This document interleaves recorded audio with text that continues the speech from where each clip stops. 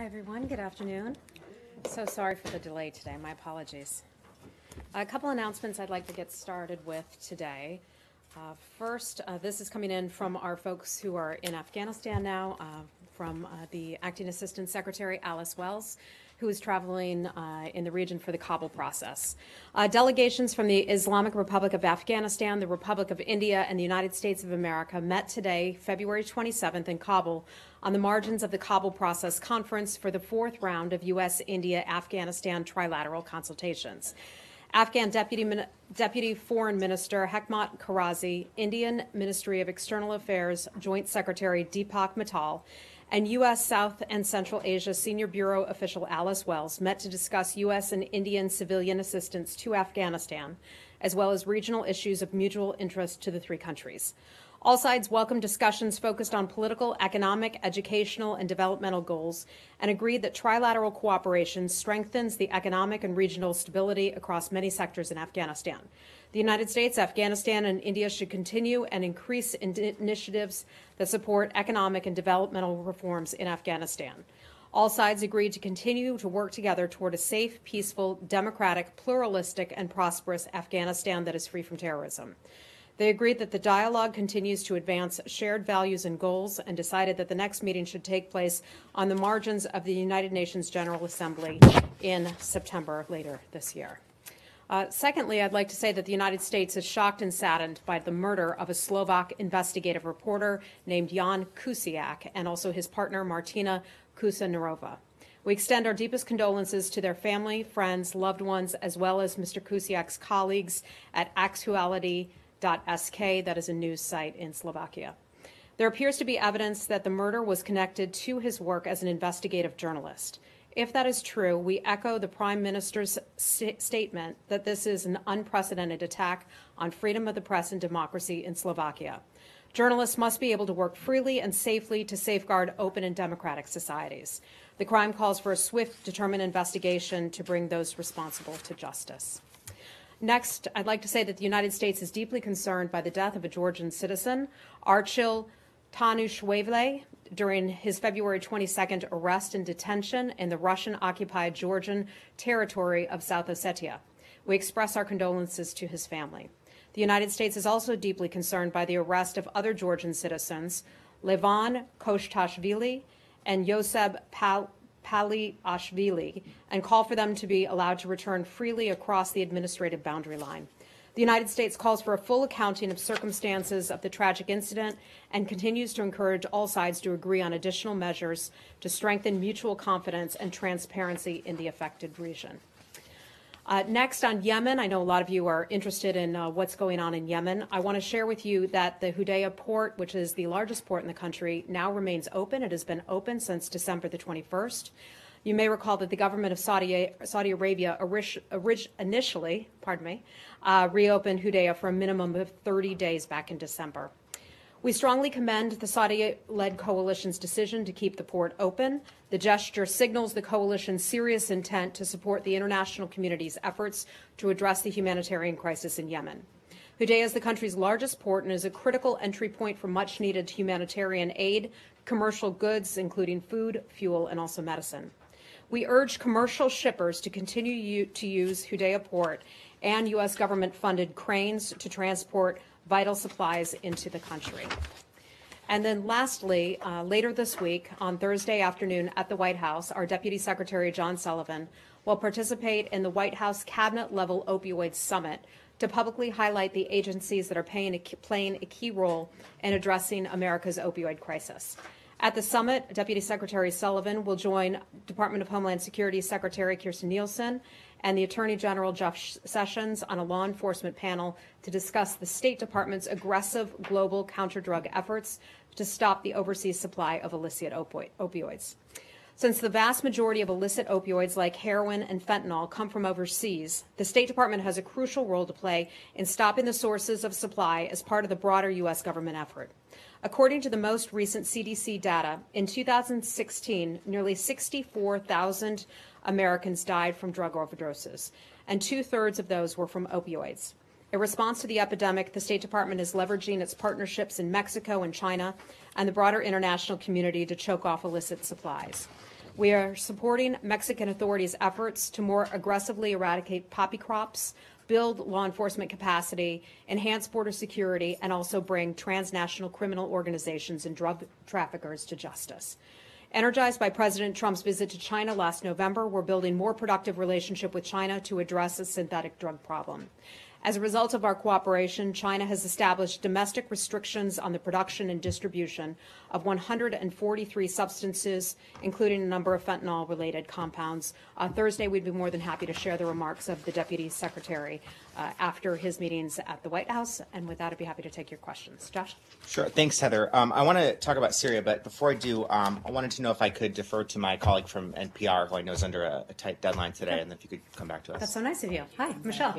Thank you. I'd like to ask about Joseph Yoon's departure. Why now, just when North Korea is indicating its willingness to talk?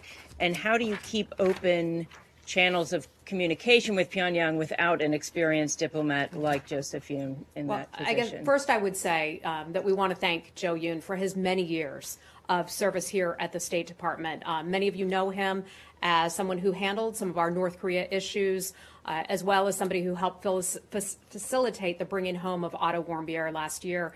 He's also has served as an ambassador. So we want to thank him for his many years and congratulate him for his many years of service.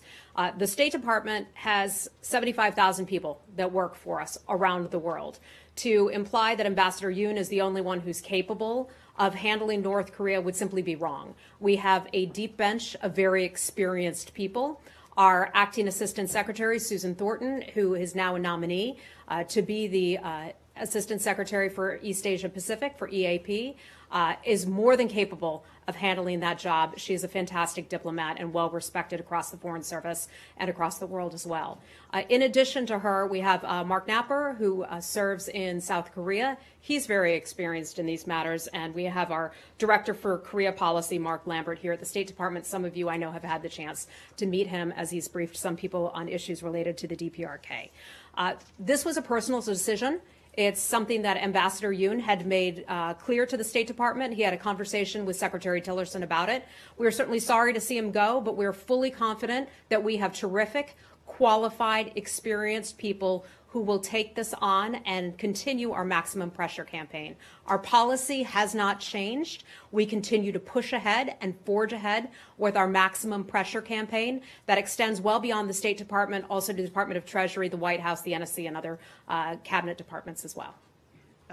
Are you going to replace that position, though? Because that was someone dedicated to the having openings, and he was the one who was going up to New York for the New York channel as well. We have other people who are fully capable of having conversations with any other country, whether it's North Korea or another nation, if that instance arises and if it's appropriate to do so. So just because Ambassador Yoon has decided to retire, and I want to congratulate him on his decision to retire. After working in any one place for 34 years, I imagine you're ready to move on to your next chapter. We look forward to having Susan Thornton and also our other colleagues fill in on the gap. Okay? Anything else related to North Korea before we move on to other issues? Okay. We'll do North Korea, then we'll move on to something else. Hi, Jan. How are you? Thank you. I have two questions for you. Yes. Yesterday, President Trump said that the United States will talk with North Korea under appropriate conditions. What is the appropriate conditions? Number two. Second question, the U.S. has preconditions for the talk with North Korea, but North Korea have no precondition talk with the United States. Our condition is denuclearization. Our policy has not changed. We have talked about this policy since day one of this administration, and that's maximum pressure, but it's also the denuclearization of the Korean Peninsula. Let me remind you, it's something that China agrees with. It's something that South Korea and Japan agree with. It's something that Russia agrees with, along with many other countries, the denuclearization of the Korean Peninsula, and we stand firmly behind that. Okay? You mention about the appropriate conditions. President mentioned that. Look, we would certainly talk about the steps that one would take to get to denuclearization, and that's it. I'll leave it at that. Okay. Anything else on North Korea? Okay. Hi. And kind of Syria related. There's a report in the New York Times that North Korea has been shipping supplies to Syria that can be used in or for producing chemical weapons. I want to know if you were familiar with that report, what your reaction is to it. Sure. I've certainly seen that report. That is something, I've seen reports of that report, let me say that, because the actual report itself has not been released. This is something that the United States has had concerns about for quite some time. That North Korea, especially as North Korea becomes more desperate, that they look for different, creative, and horrific ways to try to make money to fund their criminal regime. And when I say criminal regime, I mean their illegal nuclear and ballistic missile programs. If they are selling goods, material, whatever you want to call it, to Syria, it shows the depravity of that regime. And that is exactly why we stand so firmly behind our policy of denuclearization on the part of this administration and on behalf of the world. Okay. Anything else on North Korea? Okay. Okay, hold on. Yeah, go ahead, Kylie, hold on. I just want to clarify when Michelle asked about if you're going to actually be filling the North Korea envoy position that Jo Yoon had. You didn't give a direct answer. So are there plans to fill that and the person hasn't been chosen yet? Or is there a consideration to get rid of the position fully? I believe that, you know, in addition to having our people who are fully qualified and capable of picking up the work and handling that work, we have not selected another person, but there is another office that will be handling some of the humanitarian issues, which was some of a part of some of his portfolio. So we have somebody else under a different undersecretary in this department. I'd have to check exactly which one it is, but we do have somebody else lined up to handle some of those humanitarian issues. And that's for the long term? I don't know if that structure will hold over the very long term, but at least for now that will be the case. But Okay. going from having an envoy for North Korea to not having an envoy for North Korea should not be seen, just as the North Koreans are coming out and saying that they're interested in talking to the U.S., as a sign that we're not interested in that. You would push us away from reading into the fact that you're going from having an envoy to not having an envoy for that specific purpose. The top national security issue for this administration has been and remains to this day the denuclearization of the Korean Peninsula, working on the maximum pressure campaign to try to stop North Korea from developing its ballistic and nuclear weapons programs. That is clear all along. If somebody chooses to retire, that does not change our policy. This is not a change in our policy or our intent in pushing forward with that policy in any way. Can we go to Syria now? Yeah, sure. Anybody else on North Korea? Okay. Wait, hold on. You had. I have a very quick one. Yes, and then we'll get on to Syria. Did Secretary Tillerson ask him to stay, given we are at a very critical moment with North Korea, and given if you really value his experience, did Secretary ask him to stay? The Secretary reluctantly accepted his request to retire. When somebody comes to you and says, you know, hey, look, I really want to retire. I've been here 34 years and I want to spend time with my family. It's hard to argue against that. Our policy has not changed. The Secretary is certainly not going to force somebody to stay on the job. We thank him for his many years of service. He was very good at what he did. He is very well respected across the administration and in other places as well. But I feel fully confident that we have the appropriate people in place who can handle everything he did and more. Our policy remains the same. We are just as engaged in North Korea. Taking one person out of the mix does not change things in any way. Okay? Go ahead. Yeah. The Washington Post reported that Ambassador Yoon's departure, quote, reflects widespread frustration within the State Department at diplomats' relative lack of power in the Trump administration. Do you have any response to this sentiment that the State Department lacks sway within the administration? I would say that that's wrong. It's altogether wrong, and here's why. Our maximum pressure campaign has been successful. We have seen that North Korea has had to go to extreme ends to try to get money to fund its weapons programs. Okay, that's first and foremost. Secondly, we have succeeded at bringing many countries on board in working on our maximum pressure campaign. That has influence. The fact that the State Department and other leaders are leading on this issue of denuclearization on the Korean Peninsula, the president, of course, spearheads that, It's also backed by the Vice President. It's backed by Secretary Mattis, Secretary Tillerson, National Security Advisor McMaster, and also Nikki Haley as well, Ambassador Haley. So across the administration, we have many people who are engaged in this. We cannot say that diplomacy is failing. We are succeeding. Is it taking a lot longer than we would like? Of course, but diplomacy is not something that happens overnight. So this, our program continues. The work that we are doing here at the State Department continues, and I can assure anyone who has any questions about that, that is valued by this administration, by the evidence of where we are today. Okay, let's move on. You want to go to Syria? Okay. So the ceasefire that the United Nations has agreed on, what is the U.S. understanding about what part or parts of Syria that ceasefire covers? So let me refer you to the resolution itself, which I have a copy of, and I can read part of that. But the resolution itself, the ceasefire that 15 countries, members of the United Nations Security Council, all unanimously agreed upon, calls for a ceasefire throughout Syria. There are some exemptions to al-Nusra Front, al-Qaeda, and also ISIS. Okay, they are considered the groups and entities that coalition partners and others can go after. Other than that, the UN the Security Council agreed to a ceasefire. That happened on Saturday. It took far too long to get that ceasefire into effect. We've been calling for quite some time, as have many other countries. I want to point out some of the countries that are backing that ceasefire: China, France, Russia, the United Kingdom, the United States, Bolivia, Cote d'Ivoire, Equatorial Guinea, Ethiopia, Kazakhstan, Kuwait, Netherlands, Peru, Poland, and Sweden. All of those countries coming together to call for a ceasefire in Syria. Why are they doing that? Well, we are watching what is going on, and I spoke to this on Thursday, the horrific attacks taking place against civilians in eastern Ghouta. It is not too dissimilar from what happened last year in Aleppo. It is horrific. I will point out, though, that Russia supported this ceasefire. Russia is certainly not adhering to this ceasefire. They're not adhering to the ceasefire because they continue to sponsor and back Bashar al-Assad's government. That is tragic. As a result of that, we are seeing innocent civilians, and you've all seen the video. Many of you are parents. You have seen the children who are suffering and dying. You've seen the innocent people doing that. The world has come together. The world has said that this has to stop. I find it ironic when Russia calls for a humanitarian road, a humanitarian zone. You know what the humanitarian zone is? It's the entirety of Syria, not just one little area that Russia cutely tries to carve out. It should be the entire country, because that is what Russia and those 15 other countries agreed to in the UN Security Council resolution. You said the entirety of Syria. Would you agree that the district of Afrin is in Syria?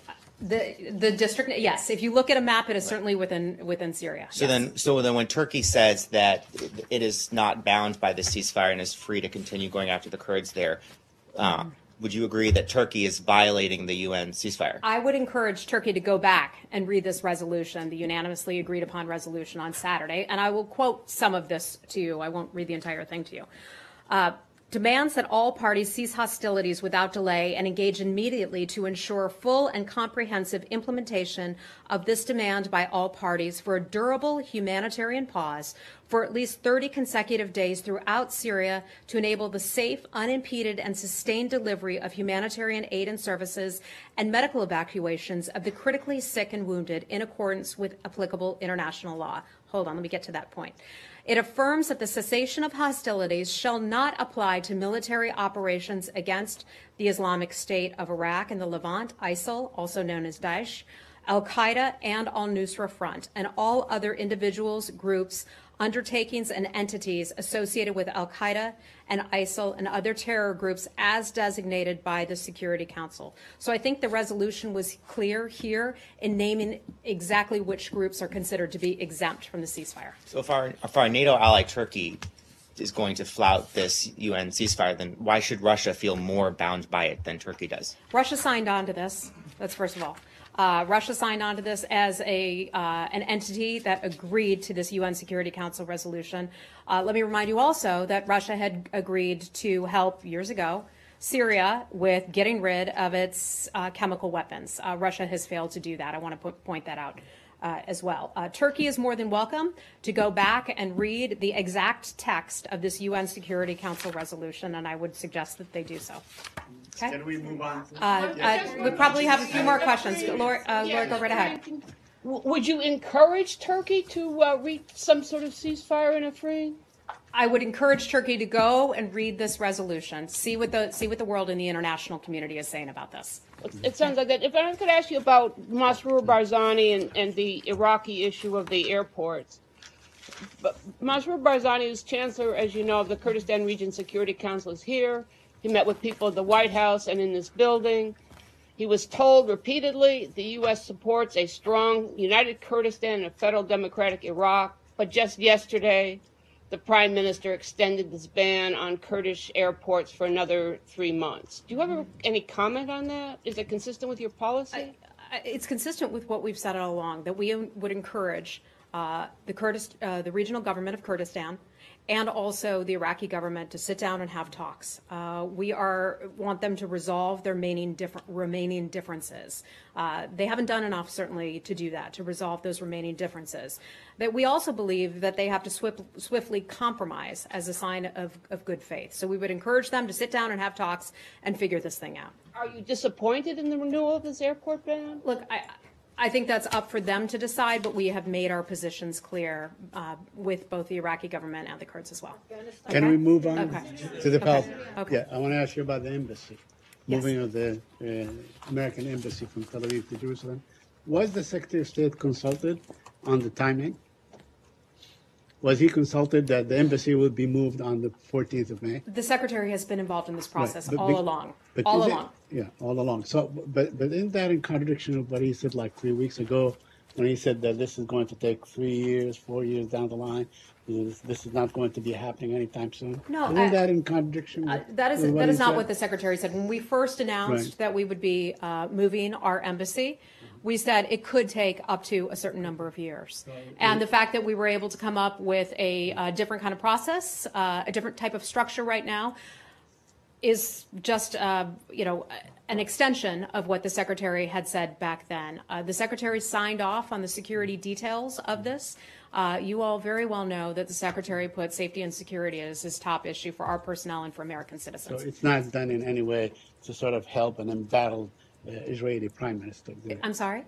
It's not done in any way to help an embattled or besieged Israeli Prime Minister who's under, charges of corruption. Oh, goodness, no. I mean, this is something that the U.S. government has been talking about. The president talked about this on the campaign trail as he was running for It's quite a president. departure from the time that the president said this on December 6th, and now. I mean, we were talking about 3-4 years down the line. Now it's done. I think I answered that question. Okay. That initially, depending on where we decided to put this and how we decided to structure a facility, it could take up to that period of time. We have settled, at least for now, on our new embassy in Jerusalem, and it coincides with Israel's 70th anniversary. Okay. Now, let me ask you a couple of things with my colleagues' indulgence on this very issue. Okay. Now, the consulate in Jerusalem has always worked as some sort of a diplomatic mission to the Palestinians. Now, I know in your statement you said that it will continue to have that mandate. How will that work out? How does it work out? Well, it will continue to operate as an independent mission with an unchanged mandate. So it will continue all of the same functions. And my last question on the embassy. The State Department is apparently, the lawyers of the State Department, looking into the legality of Mr. Sheldon Adelson, a private citizen, paying for the embassy. Could you confirm that, or could you update us on this issue? Is it allowed that a private citizen can pay for an embassy? I can just say that it's premature to discuss financing arrangements. We have not had any formal discussions or any formal proposals of the sort. And when it comes to overall cost estimates, that's something that we'll have to work out with Congress. It has never happened in U.S. history that a private citizen have paid for a diplomatic mission. Not that I am aware of, but perhaps, very long ago, the first missions were perhaps paid by Americans. And I promise my last question. Several months back, the Israelis arrested a 60-year-old girl. A couple of days ago, or last night, they arrested another 10 members of her family, including a 15-year-old and son. Do you have any comment on that? I think As it pertains to that, The Tamimi family. it would be, yes, the Tamimi family. It would be an internal matter for the Israelis and Palestinians. You well know our position, and that is we believe all individuals, especially children, should be treated humanely and their human rights respected and upheld. Okay. So would you call on them to release? The facility in the Arnona neighborhood where the U.S. plans to open the embassy in May, does the U.S. consider that piece of land to be in East Jerusalem or in West Jerusalem? The new facility, the Arnona site you're referring to, is located partly in West Jerusalem and what's called the No Man's Land. If some of you have been there, Saeed, I'm sure you've certainly seen it before. It's a zone that was formally demilitarized between 1949 and 1967, and it lies actually between the 1949 armistice lines. So it's partly in West Jerusalem and partly in what's considered no man's land. Will you compensate the Palestinian family that owned that land before? Pardon me? Will you compensate the Palestinian family that owned that land before? Saeed, I don't have any information on that, okay? That's news to me. Hi. You know that May 14th is not Independence Day this year in Israel. The Hebrew calendar is different every year, and it's actually on April 18th. Was that taken into consideration? You didn't want to actually coincide with the holiday?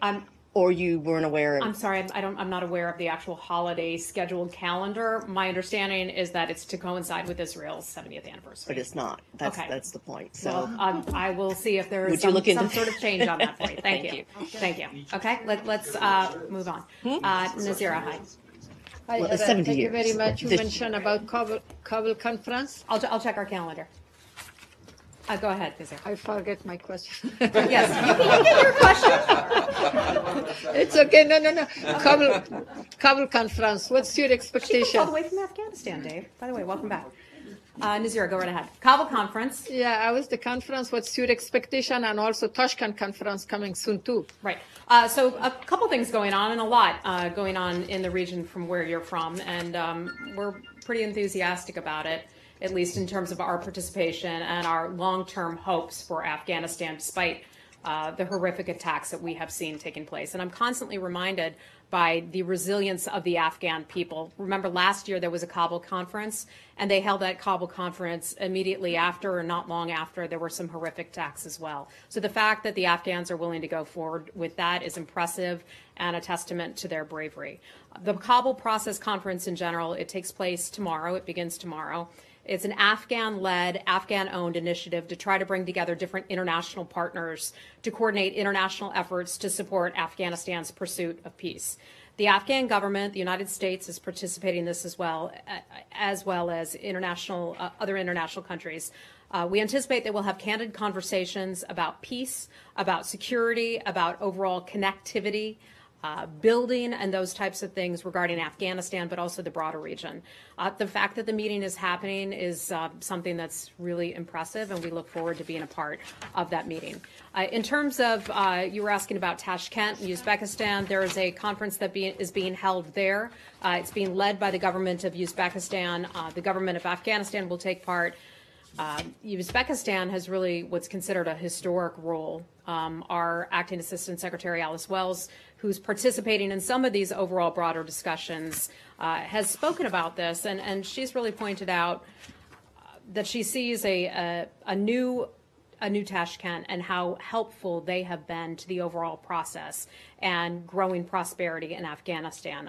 Among the things she said about this, it's a real opportunity for the region to embrace what we think is going to come out of the Kabul process, an Afghan call for peace, for reconciliation and affirmation. That is the answer to Afghanistan.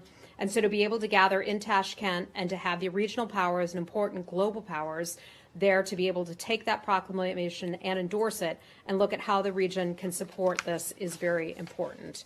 We consider Uzbekistan as having a historic role in supporting stability in Afghanistan, and that conference is considered a real return to the international stage in a lot of ways. So we look forward to that. Thank you very much. Anything else on Afghanistan? Yes, please.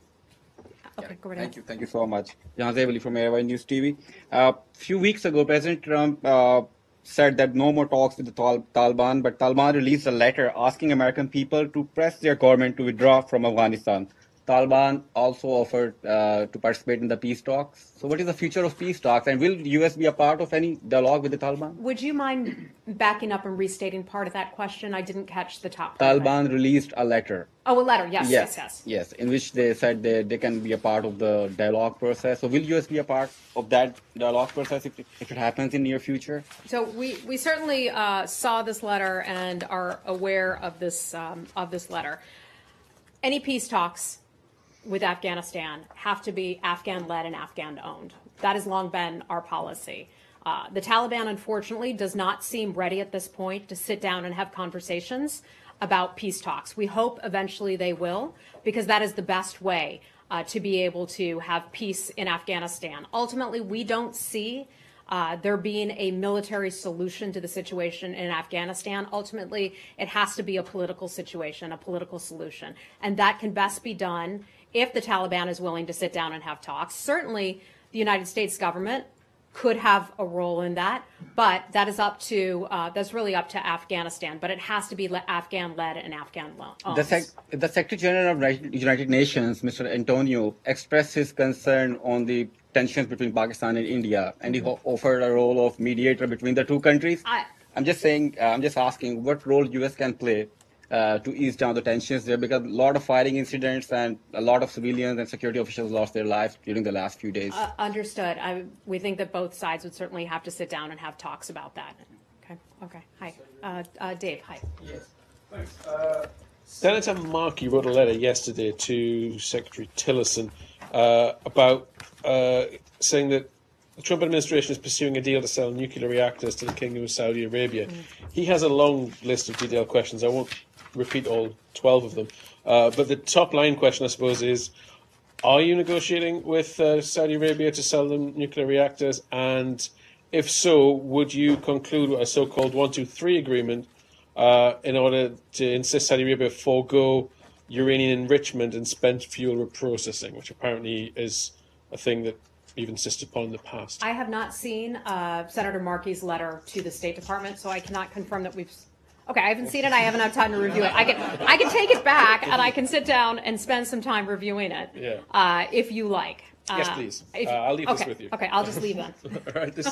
It's also addressed to Secretary Perry, Energy. We'll take a look at this, and we'll see what we can get back with you on. It's certainly an issue that we've been tracking. We know that Saudi Arabia has expressed an interest in possible U.S. supply of nuclear equipment and material, but I'd have to take a look at this and get our experts to chat with you about that a little bit more. How do you oppose to Saudi Arabia utilizing nuclear power? Do you? Look, let me get with our experts, and I will get back to you all on that. Okay. Aside from the letter aside, are you sympathetic to Saudi Arabia's concerns that in a civilian nuclear agreement they should not be held to a more stringent standard? In other words, no reprocessing, no enrichment, than we are currently holding Iran to under the JCPOA? I'm going to have to check with our experts on that, okay? Apparently you all are better scientists than I am today, so I congratulate you on that one, but I'll get back with you on that, okay? All right, let's move on to something else. Kylie, go right ahead. I just had a follow-up. Are State Department officials headed to the meetings in London on Friday on this topic? I am not aware if our people are involved with that or not. We will certainly look at it and see what we get for you, okay? Cool, thank you. Connor, go ahead. On Russia. Today before the Senate, the Chief of U.S. Cyber Command, Admiral Rogers, told the Senate that after interfering in the 2016 election, Russia still had not paid a price sufficient to change their behavior in terms of interfering again in the United States elections. Tillerson had previously said that he wanted to move forward in the relationship. So does he share the Admiral's views? Does he share the Admiral's views about Russia meddling in the No, election? about not paying enough of a price. Look, I think we have laid out, and I've covered this many times before, so I don't want to spend our time going over this again and again. But the Secretary has expressed our grave concerns with what Russia did with regard to our election. The Secretary has also alerted the world and has had numerous conversations with his counterparts, not only in Europe, in the Western Hemisphere as well, where we see attempts, Russia attempting to meddle in other elections. It is not unique to the United States. We remain concerned about this. Russia is certainly formidable in this. There are other countries that do the same types of activities. North Korea is one of them.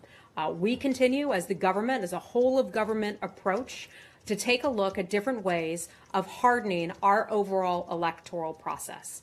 Some of that is being handled by the Department of Homeland Security.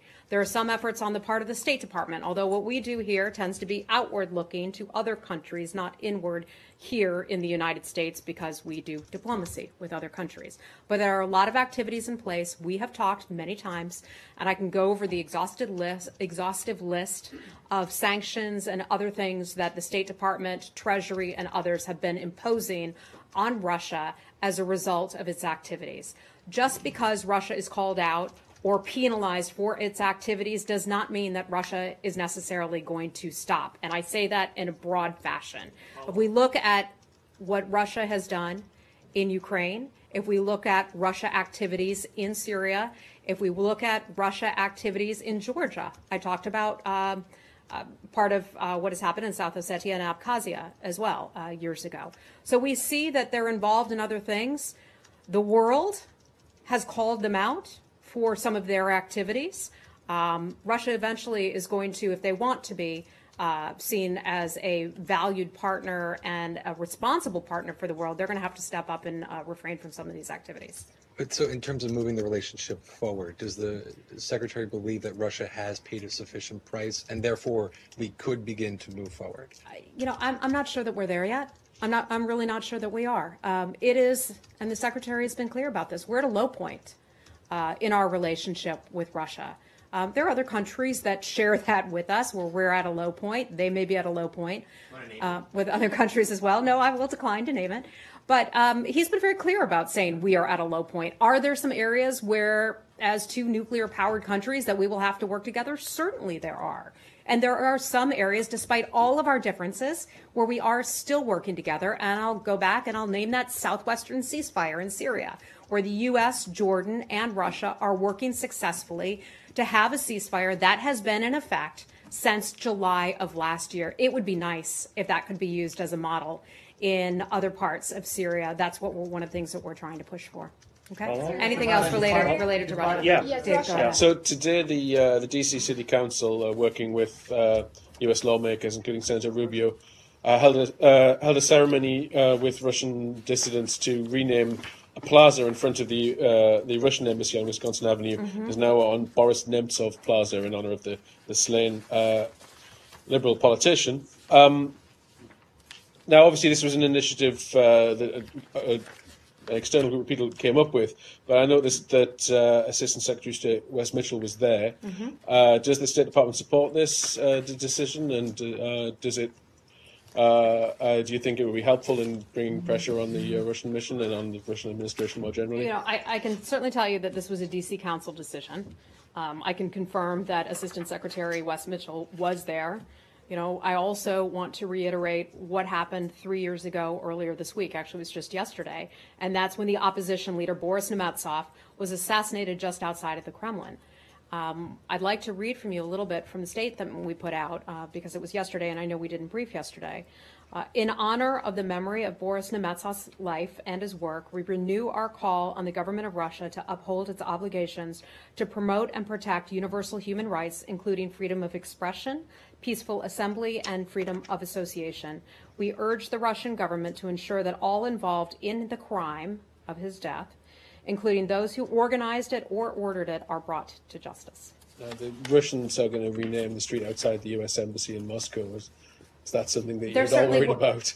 One fundamental freedom that we hold here, and very dear to us in the United States, is the freedom of expression and freedom of the press. If Russia should choose to rename the road in front of our embassy, that is certainly their choice.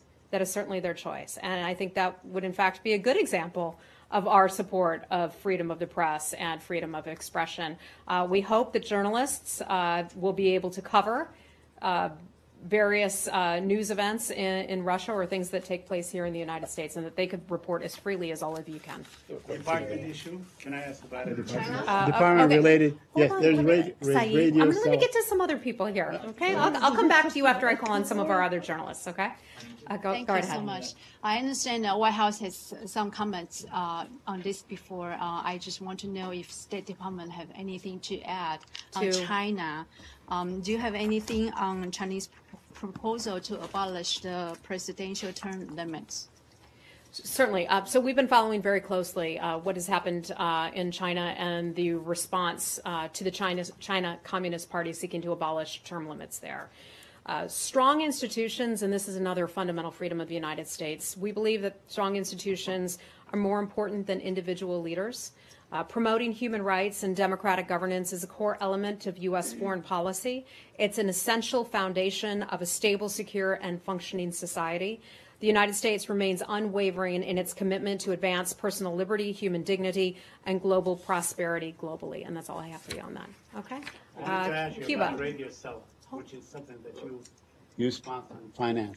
Is it true that it is closing its services at the end of the month, I think, Radio Cell? I'm not aware of that. I'm not aware of that, okay, but well, it's an Arabic service radio that the State Department has sponsored since 2003. And in fact, we had a colleague come in here every day for a long time until last year. So what is the status on Radio Cell? I will take a look at that. We will take that question, and I'll get back with you on that. Okay. Cuba. Thank you, Ms. Nauert. The 4th of March is fast approaching, and we wanted to know if the U.S. has decided to replenish its diplomats in the embassy in Havana. That's the first question. And the second question would be that an agreement should be signed on the 8th or 9th of March between Cuba and the United States regarding oil spills.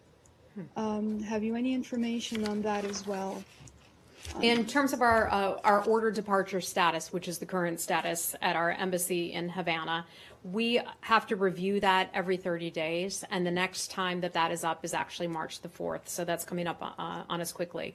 In the reviews, the department weighs various factors as to what, in determining if we wanted to open up our embassy to having more employees and more colleagues back in the embassy.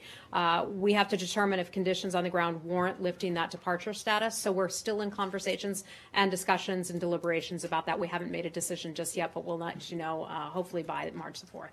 And regarding the agreement on oil spills between Havana and Washington, in case there were an oil spill, given that there's exploration taking place, that should there be an oil spill, the United States would also be affected. Have you any information on that? I think that's a hypothetical situation. I don't have anything specific for you on that today. Okay?